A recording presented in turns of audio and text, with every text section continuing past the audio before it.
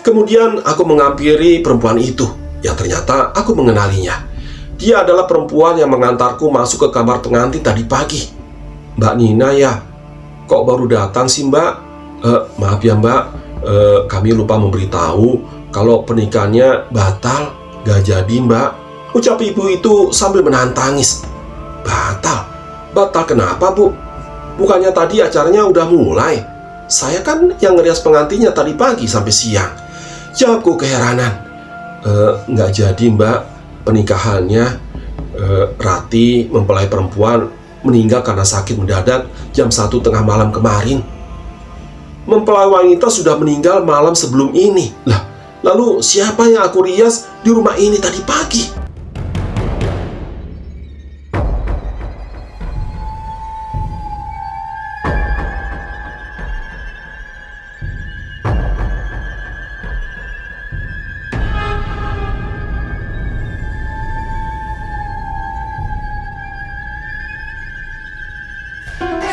Bismillahirrahmanirrahim. Assalamualaikum warahmatullahi wabarakatuh.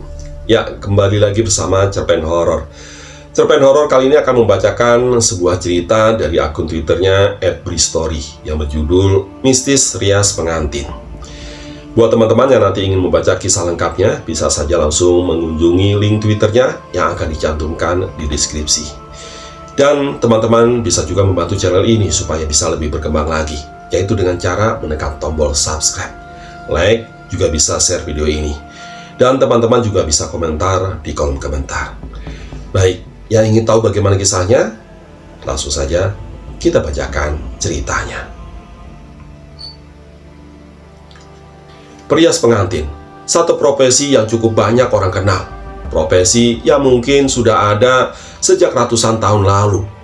Profesi yang banyak digeluti oleh kaum wanita. Berjuta kisah penggalan kehidupan bermunculan terkait dengan para pelaku dalam profesi ini. Salah satu yang paling menarik adalah banyaknya kisah mistis yang menyertai keberadaannya. Tidak bisa disebutkan satu persatu, karena memang cukup banyak rumor-rumor mistis tentang perias pengantin. Mungkin teman-teman sebagian besar pasti seenggaknya pernah mendengar tentang rumor-rumor ini. Ya, contohnya kebanyakan perias pengantin wajahnya jutek atau malah seram. Ada pula perias yang harus membakar kemenyan terlebih dahulu di dalam kamar riasnya, dan lain sebagainya. Masih banyak lagi. Pada tahun 1990-an, tersebutlah seorang perempuan berumur 35 tahun. Namanya Nina. Orang-orang banyak memanggilnya dengan panggilan Mbak Nina atau Ibu Nina. Ada pula yang memanggil dengan Nina. Sudah sekitar 20 tahun lamanya, Ibu Nina sudah berprofesi sebagai perias pengantin. Dimulai sejak masih sekolah, Ibu Nina sudah mulai ikut membantu ibunya merias pengantin. Jadi sudah cukup lama menggeluti profesi ini. Sampai akhirnya sang ibu meninggal dunia ketika Nina masih berumur 21 tahun. Setelah itu dia lanjut menggeluti profesi itu. Sejak masih tinggal bersama orang tuanya di Cilegon, Banten, sampai ketika sudah memiliki tempat tinggal sendiri di Tangerang Selatan. Sudah cukup banyak kisah hidup yang Ibu Nina alami, entah itu sedih, senang, ataupun seram. Seram, iya, karena sudah dibilang di awal tadi, kalau profesi perias pengantin seringkali harus bersinggungan dengan hal-hal yang mistis, yang menyeramkan, tidak masuk nalar dan logika. Ibu Nina sering mendapatkan panggilan untuk merias pengantin yang jauh ke pelosok, hampir di setiap sudut pulau Jawa. Sesekali juga sampai keluar Jawa. Nah, banyak kejadian janggal dan aneh yang beliau alami ketika harus mengunjungi tempat yang cukup terpencil. Salah satunya adalah pengalamannya adalah ketika Bu Nina harus mengunjungi satu desa di daerah Anyer, Banten. Setelah ini, Bu Nina sendiri yang akan menceritakannya langsung. Kali ini aku harus berangkat ke Anyer sendirian, karena Mira, asistenku yang biasa mendampingi, sedang ada urusan mendadak. Jadinya tidak bisa ikut kali ini. Aku adalah tipe orang yang sangat tepat waktu. Tidak ada kamus terlambat dalam hidupku. Lebih baik aku menunggu daripada orang lain harus menunggu karena aku datang terlambat. Sama juga kali ini. Ketika masih pagi buta, aku sudah dalam perjalanan menuju tempat merias di satu desa di wilayah Anyer, Banten. Tepatnya di sisi jalan pegunungan sebelah kiri, bukan di sisi pantai. Dan katanya, letaknya cukup jauh dari jalan utama. Ya sudah, walaupun begitu aku tetap harus menjalani. Toh sebelumnya ini, aku sudah merasakan yang lebih pendalaman lagi, dan aku survive. Targetku, aku harus sampai di rumah tempat acara sebelum jam 5 subuh. Dengan tujuan, sebelum akad semua sudah siap. Tidak ada yang terlambat. Dan sukses. Seperti biasanya aku datang tepat waktu. Jam 5 kurang 15 menit sudah sampai di rumah mempelai wanita. Waktu itu aku menggunakan jasa ojek motor untuk membawaku ke tempat acara. Setelah turun dari angkot di jalan utama, Jalan Raya Anyer. Rumah mempelai wanita ini terlihat sederhana, namun cukup besar. Dengan desain standar rumah di pedesaan terpencil. Rumah kelihatannya sangat nyaman untuk ditinggali. Sudah ada beberapa orang yang terlihat warawiri di dalam dan luar rumah. Tapi menurutku, untuk rumah yang nantinya akan ada acara pernikahan, rumah ini cukup sepi. Mbak Nina ya? Ayo mbak, mari masuk. Seorang perempuan menyapaku dengan ramah, mengajak masuk rumah dan langsung menuju kamar rias pengantin. Aku mengikuti arahannya. Sesampainya di dalam kamar, perempuan tadi lantas pamit. Mbak, itu pengantinnya. Silakan saja mbak, ucapnya sambil tersenyum. Di kamar sudah duduk seorang perempuan dengan rambut tergerai. Duduk di depan cermin besar dengan penerangan seadanya. Neng, saya langsung mulai aja ya, tanyaku kemudian. Oh iya mbak, silakan saja, jawab mempelai wanita. Kemudian aku langsung mempersiapkan peralatan. Lalu singkat cerita, aku sudah mulai proses merias. Neng, capek ya? Kok wajahnya pucat banget sih? Aku bilang seperti itu karena memang benar. Wajah pengantin itu sangatlah pucat. Iya mbak, capek banget. Kebetulan juga habis sakit. Tapi sudah gak apa-apa kok, sudah enakan, jawabnya. Ya biasalah. Memang sudah sering seperti itu. Kedua mempelai akan sedikit stres ketika makin mendekati hari H pernikahan. Sama juga dengan mempelai yang ini. Makanya aku maklum dan mengerti kalau mempelai perempuan ini kelihatan lelah dan pucat. Aku jadi harus make up ekstra lebih untuk menutupi kepucatannya. Ada yang aneh, dan aku baru menyadari belakangan. Sejak aku masuk ke kamar rias ini, tidak ada satu orang pun yang lain yang kelihatan masuk. Sama sekali tidak ada orang. Dan aku sama sekali tidak mendengar ada orang di luar kamar. Sepi dan hening, seperti tidak ada orang sama sekali. Tapi ya sudahlah, aku memilih untuk mengabaikan lalu fokus merias. Takut terlambat karena jam 9 acara sudah mulai.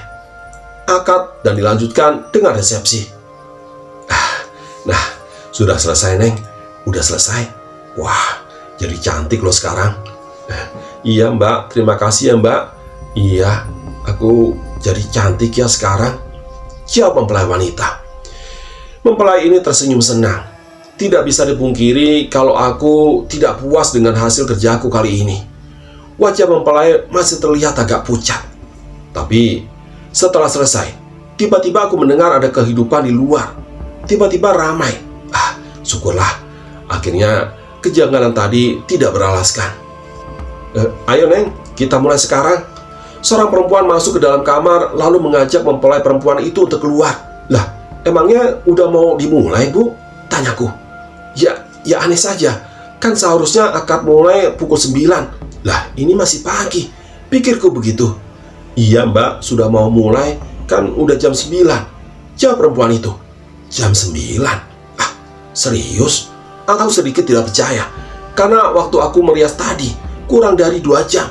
Harusnya ini masih jam 7. Penasaran aku memastikan lagi dengan melihat jam tanganku sendiri. Dan ternyata benar, jam 9. Aneh. Ya sudahlah. Seperti biasa aku menunggu di dalam kamar yang sudah disediakan buatku ketika acara sedang berlangsung. Oh ya, ada kebiasaan yang selalu aku jalani kalau sedang merias seperti ini. Yang pertama, sebisa mungkin aku tidak menunjukkan diriku di depan para tamu undangan ketika acara sedang berlangsung.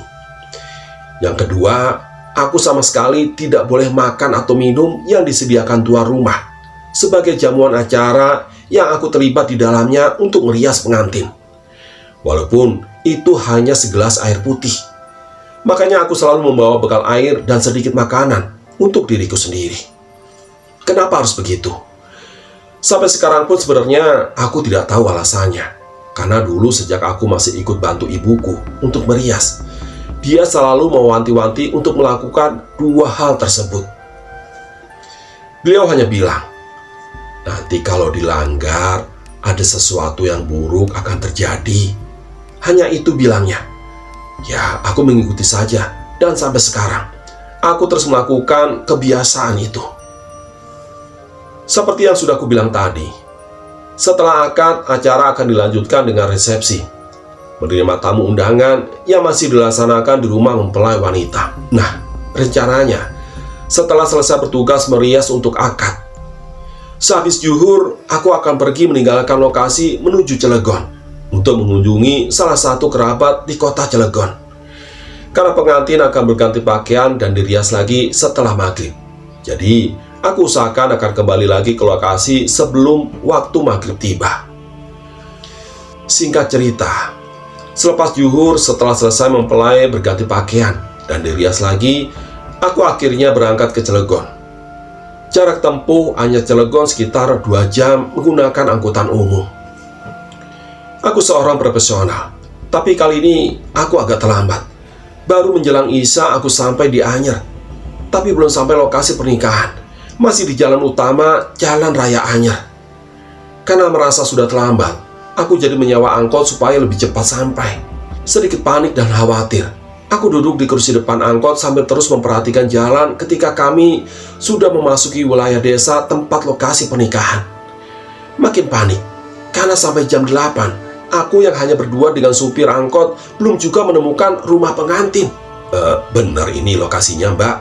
Tanya Pak supir mulai penasaran. Iya benar, Bang. Saya yakin kok ini desa tempatnya. Tapi kok kenapa nggak ketemu juga ya? Aku menjawab sambil kebingungan. Jalan desa sudah sangat sepi, tidak ada orang sama sekali yang lalu lalang. Karena memang sangat di pedalaman. Aliran listrik pun belum masuk ke wilayah ini. Desa gelap gulita. Roda angkot terus menyusuri jalan tanah yang membelah wilayah sepi ini. Sudah jam setengah 10. Kami belum juga menemukan lokasinya. Lelah, letih, nyaris putus asa. Kami memutuskan untuk berhenti sejenak di satu bangunan kosong. Gimana nih, Mbak? Mau lanjut apa balik lagi ke kota? Pak supir juga sudah mulai putus asa. Bang, boleh nggak keliling sekali lagi? Saya masih penasaran nih.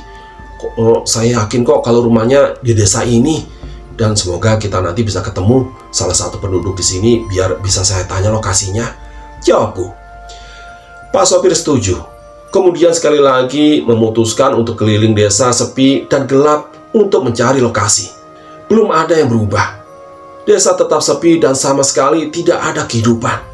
Hanya deru mesin angkot saja yang terdengar. Udara dingin mulai turun dari pegunungan yang ada di dekat desa. Makin malam dan makin dingin rasanya. Angkot berjalan pelan. Lagi-lagi terus menyusuri jalan tanah kering yang sepertinya sudah lama tidak terguyur hujan.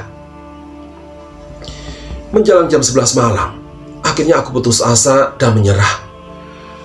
Ya sudahlah, Bang, kita balik aja ke kota. Sepertinya memang gak ketemu nih tempatnya. Pak supir mengiyakan. Lalu dia memutar arah mobil untuk menuju ke jalan keluar desa. Tapi tidak beberapa lama kemudian, kami melihat ada beberapa orang yang sedang berjalan kaki. Tentu saja aku sangat senang melihat mereka. Kami jadi bisa menanyakan letak lokasi pernikahan.